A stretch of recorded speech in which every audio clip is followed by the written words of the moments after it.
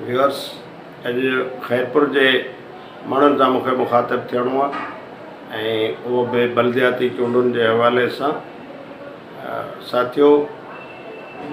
खैरपुर हिकिड़ो तारीख़ी शहर आहे ऐं खैरपुर पाकिस्तान थियण खां पहिरियां हिकिड़ो अलहदा आज़ाद ख़ुदमुख्तियार मुल्क हो।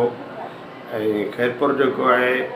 तारीख़ जे आईने में खैरपुर जो चहिरो ॾिसबो। खैरपुर हिकिड़ो ख़ुशहाल मुल्क हो जिते सनतूं हुयूं, जिते आज़ाद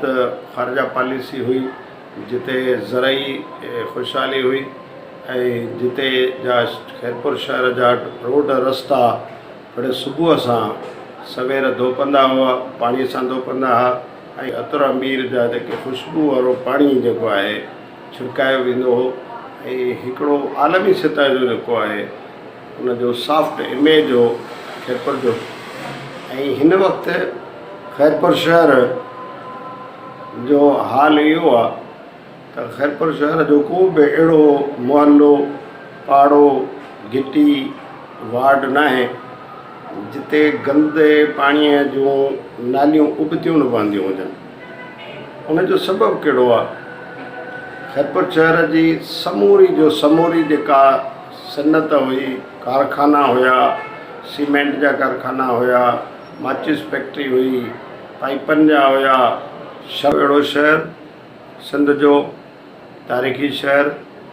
जंहिं जो हर लिहाज़ खां पंहिंजी हिकिड़ी तरक़ी याफ़्ता शहर हो। ऐं खैरपुर में अदब, फ़नून लतीफ़ा, खैरपुर जी ज़राअत, खैरपुर जो इरिगेशन सिस्टम, खैरपुर जो सिविक सेंस, खैरपुर जी करेंसी ऐं खैरपुर जी जेके जोग्राफियाई सूरत हाल, उन्हनि सभिनी जे लिहाज़ खां खैरपुर हिकिड़ो शाद आबाद जेको शहर हो। ऐं उन सां जेके कुझु वेल वाया विया आहिनि उन में खैरपुर जूं जेके कपिड़े जूं सनतूं हुयूं, इस्माइल टेक्सटाइल मिल हुई, खैरपुर टेक्सटाइल मिल हुई, कारखाना हुया, माचिस फैक्ट्री हुई, सीमेंट जा कारखाना हुआ ऐं ॿिया खोड़ जेके लॻभॻि 30-40 क़िस्म जे जेके सनती हुया कारखाना, उहे सभु सभु हिन वक़्तु तबाह कया विया आहिनि। ऐं उहे तबाह कॾहिं थिया? उहे तबाह थिया 80 जे ॾहाके में, जनरल ज़ियाउल हक़ जे ॾहाके में, उनखां वधीक 90 जे ॾहाके में, उनखां वधीक मुशर्रफ जे ॾहाके में, उनखां वधीक पीपल्स पार्टी जे पहिरें दौरे हुकूमत में, पीपल्स पार्टी जे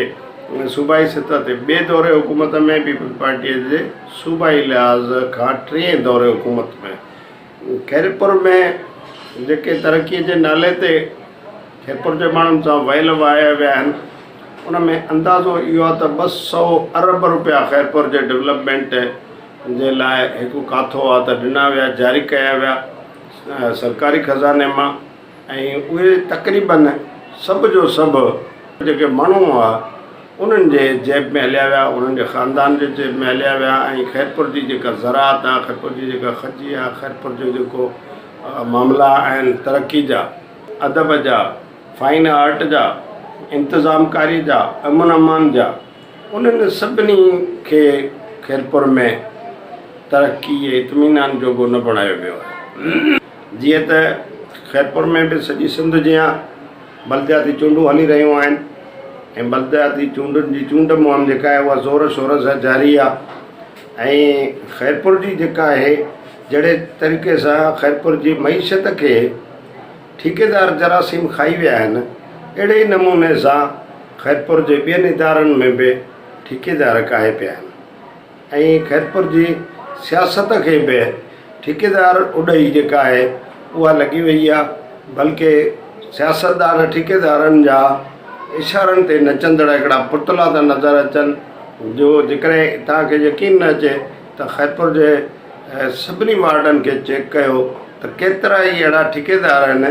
जिन खे सियासत जे सीन जी ख़बर कान्हे, अवाम जी इबादत जे अंज जी का ओनू कोन्हे,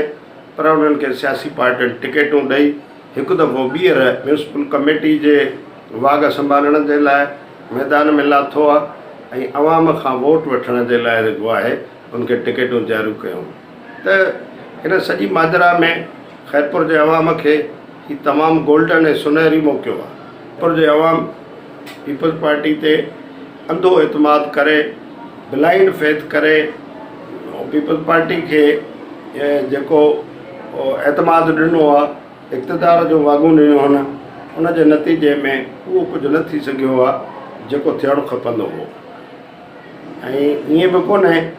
त को खैरपुर में ऊंदहि आहे। खैरपुर जे मुख़्तलिफ़ वार्डनि ते हिन वक़्त बि रज़ा सुबरो साहिबु आहे, वार्ड नंबर 13 में फयाज़ खमीसाणी साहिबु आहे, ऐं वार्ड नंबर 15 में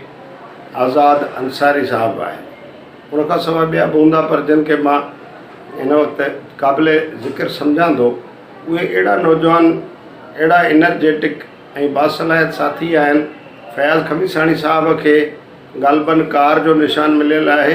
इंतख़ाबी निशान, ऐं हू सिंध यूनाइटेड पार्टी जे प्लेटफॉर्म तां वड़ी रहियो आहे। पर उनखां हटी करे बि फयाज़ खमीसाणी जूं जमायतुनि खां हटी करे खैरपुर जे मसइलनि लाइ, खैरपुर जे इदारनि जे लाइ, खैरपुर में करप्शन जे हवाले सां, अवेयरनेस जे हवाले सां, ॿोलीअ जे हवाले सां, तारीख़ जे हवाले सां, पंहिंजे सिंध जे वारसी ऐं वतन जी जेका ख़िदमत आहे उनजे हवाले सां उनजो जेको कंट्रीब्यूशन आहे उहो कंहिंखां लिकल कोन्हे। इन जे करे मां चाहींदुसि त वार्ड नंबर 13 जा जेके बि मुअज़्ज़िज़ ऐं इज़त भरिया असांजा वोटर साथी आहिनि, उन जूं फैमिलीज़ आहिनि, ऐं ख़ासि करे जेके नौजवान आहिनि, अर्ज़ु रखणु चाहींदुसि त वार्ड नंबर 13 में फयाज़ खमीसाणी खे कामयाबु कराइण लाइ, ऐं जेके ठेकेदार माफ़िया सॼे शहर में लथल आहे, चाहे उहा पीपल्स पार्टी जी टिकट तां हुजे, चाहे उहा का GDA जे टिकट तां हुजे, चाहे उहा इमरान ख़ान जे पार्टी जे टिकट ते हुजे, ठेकेदार कॾहिं बि अवाम जो सॼणु थी नथो सघे। इन जे करे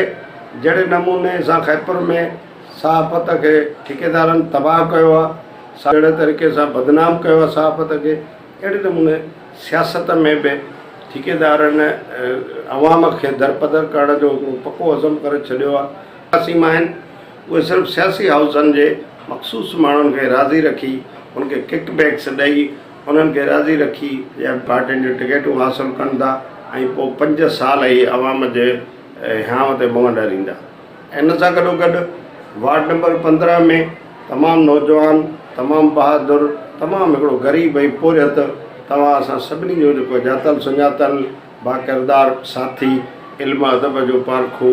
आज़ाद अंसारी साहिबु बीठो आहे, जंहिंजो ग़ालिबन इंतख़ाबी निशान बकरी आहे। इंतख़ाबी निशान बकरी वारे आज़ाद अंसारी खे माण्हू जेके आहिनि उहे पाड़े जा सुञाणनि, ऐं जंहिं वार्ड में हू बीठो आहे उन वार्ड जे माण्हुनि जूं 1000 मसलतूं ऐं मजबूरियूं पंहिंजे जाइ ते हूंदियूं, पर जेकॾहिं हिकु दफ़ो उहे मसलतनि ऐं मजबूरियुनि खे वार्ड नंबर 15 जो आवाम हिकु दफ़ो जेकॾहिं ठुकराए करे हिकिड़े नौजवान, हिकिड़े बहादुर ऐं हिकिड़े सुठे बाकिरदार, मेहनती, हमदर्द क़िस्म जे इंसान खे वोट ॾेई कामयाबु कंदो, त मां सम्झां थो सिर्फ़ु उन पाड़े जी हिन में भलाई न आहे, पर असां समूरनि खैरपुर वारनि जी भलाई आहे। ऐं हीउ सुनहरी मौक़ो आहे, जेकॾहिं आज़ाद अंसारी या ॿिया जेके सुठा एनर्जेटिक दोस्त बीठा आहिनि उन्हनि खे हिन भेरे मायूसी नसीब थी त उहे ॿीहर पंहिंजो पाण खे इम्तिहान में शायदि विझनि, ऐं पोइ खैरपुर जे 15 नंबर वार्ड जा माण्हू इहो न चवनि, इहा मयार न ॾिजो त असांखे का हच आहे, का जज़ आहे, का बला मथे में लॻी वई आहे, को गैर मुतवक़ियो तौर ते हिकिड़ो माना पंहिंजो अहिड़ो किरदारु मथे में लॻी वियो। ऐं ॿी ॻाल्हि इहा आहे त वोट कास्ट करण लाइ खैरपुर जे सभिनी शहरनि खे अर्ज़ु कंदुसि त उहे ॿाहिरि निकिरनि, हर सूरत में पंहिंजो वोट कास्ट कनि, पंहिंजे फैमिली जो वोट कास्ट कराइनि। तब्दीली जी जेको अमल आहे, जेको हिकिड़ो मौक़ो ॾिनो आहे असांखे आइन कानून,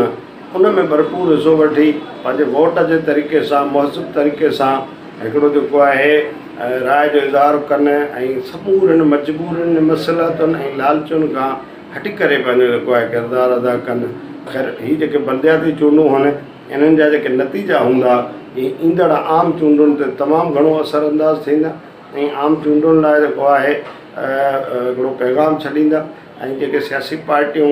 खैरपुर जे माण्हुनि खे बेवकूफ़ थियूं सम्झनि, खैरपुर जे माण्हुनि खे लकीर जो फ़क़ीर थियूं सम्झनि, उन्हनि जे लाइ बि इहो हिकिड़ो पैगाम हूंदो त उन ऐं खैरपुर जो अवाम उन्हनि जे हर ग़लति क़िस्म जे जेको आहे कैंडिडेट खे सपोर्ट करण जे लाइ जेको आहे तयारु कोन्हे। ऐं मुंहिंजी गुज़ारिश इहा आहे खैरपुर जे माण्हुनि खां घटि में घटि त कंहिं बि ठेकेदार खे वोट न ॾियो, कंहिं बि अहिड़े उमेदवार खे वोट न ॾियो जंहिं उमेदवार जी पार्टी क़यादत मुल्क मां अवाम जो पैसो चोरी करे, मनी लॉन्ड्रिंग करे, लाचूं भरे ऐं ॿाहिरियनि मुल्कनि में वञी जेको आहे पंहिंजूं जेके आहिनि बेनामी अकाउंट खोलनि ऐं उते खुफ़िया कंपनियूं खोलनि ऐं उते ऐश अयाशी अरबा रुपया जेके आहिनि तव्हांजा अरबे रुपया चोरी करे खणी वञनि। घटि में घटि उन्हनि खे हिकिड़ो मुहज़िब अंदाज़ सां आइन ऐं कानून जे दायरे जे अंदरि रही करे हिकिड़ो अहिड़ो थुॾो लॻणु खपे। उहो थुॾो अव्हां जे वोट जो थुॾो आहे, उहो अव्हां जे फ़ैसिले जो थुॾो आहे। ऐं फ़ैसिलो जेको नंढो हूंदो वार्ड सतह ते हूंदो या शहर सतह ते वोट जे थ्रू थींदो, उहो उन पार्टियुनि जे क़यादत खे ऐं मुल्की सतह ते पैगाम खणी वेंदो। इहा उमेदु कयां थो त खैरपुर जा माण्हू आज़माइलनि खे आज़माइण जे बदिरां तमामु जेको आहे सुठनि उमेदवारनि खे वोट कास्ट कंदा ऐं अहिड़नि उमेदवारनि खे कास्ट कंदा जिन जो घटि में घटि डोमिसाइल सिंध जो हुजे। शनाख्ती कार्ड नंबर जेको 45203 सां शुरू थिए थो, खैरपुर जो जेको आहे उहो या सिंध जो डोमिसाइल हुजे। बाक़ी ईअं न त को थाड़ा खामा जेको आहे किथां बि अची करे चवे त अल्हम्दुलिल्लाह मां तव्हांजो उमेदवार अची वियो आहियां, तव्हांजो सॼणु अची वियो आहियां, तव्हांजो वारस अची वियो आहे। सभु जेके पढ़ियल लिखियल नौजवान आहिनि उहे नाअहल आहिनि, उहे क़यादत करण जे लाइक़ु न आहिनि, उनमें सम्झ बूझ कान्हे का, उन्हनि खे मामलनि खे हलाइण जी सलाहियत कान्हे का। इहे सभु जॾहिं ॻाल्हियूं को माण्हू सम्झे थो तॾहिं ई उहो उमेदु करे असां सिंध जे माण्हुनि जे अॻियां पंहिंजो पाण खे उमेदवार तौरु पेश करे थो या सियासी पार्टियुनि खां ई पुठी ठपराए अचे थो टिकट जे सूरत में। त अॼु मूंखे खैरपुर जे माण्हुनि सां मुखातिबु थियण जी जेका आहे मां इहा जसारत कई आहे ऐं उन मशवरे ते ध्यानु ज़रूरु धरियो वेंदो। ऐं 26 जून वारनि बलदियाती चूंडुनि में खैरपुर मां घटि में घटि को बि अहिड़ो उमेदवार कामयाबु न थिए